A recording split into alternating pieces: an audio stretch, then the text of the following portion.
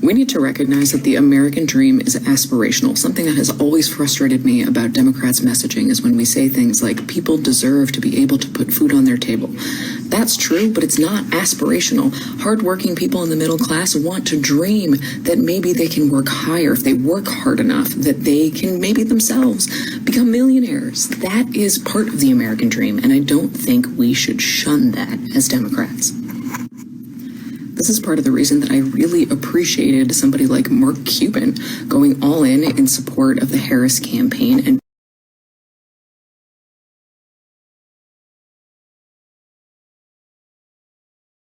rich, but take it from an actual billionaire.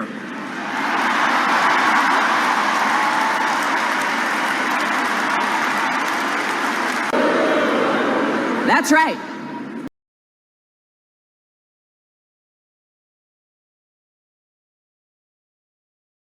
Is that they're going to go after corporate gouging, and they're going to go after corporations, whether it's in taxes, largesse, loopholes.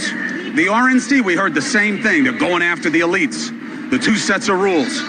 Let me reveal a reality to you that has to be spoken to here, okay? These are the soldiers.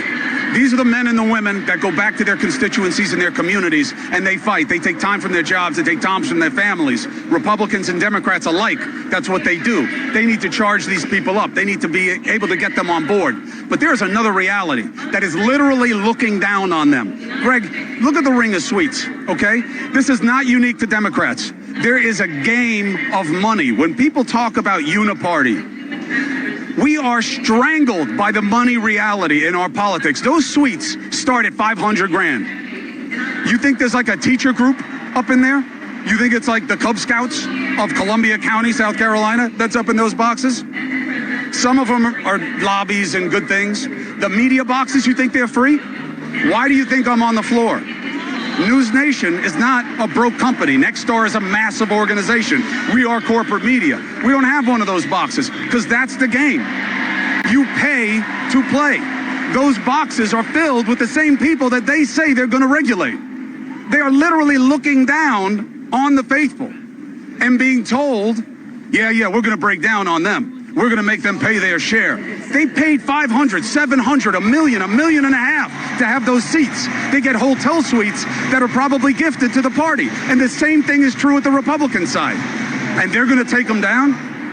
They're going to change how it is. They are looking down from on high at the people who make the difference in their communities. And that is the reality of politics. And I had my producer walk around and show you those suites. Now, they're not all the same. They're not all the same. But the reality is, in 2000, they spent $300 million on presidential campaigns. 24 years later, you know what they're expected to spend? $10 billion. Do you know how much money Harris has raised in the last couple of weeks? Hundreds of millions. And that's success. A lot of it's small donor, a lot of it isn't. The most dangerous money in politics is now legal money because of Citizens United. You've got to know this. The idea that they can fight against it is almost laughable. It's almost laughable. So look and listen when you are told these things. Because I don't care what they promise you. Not here tonight, not at the RNC, not that Trump knows them, not that they don't own them. He did one of the biggest fundraisers I've ever heard of in my life out where I live. Millions of dollars a plate. That's the reality of politics.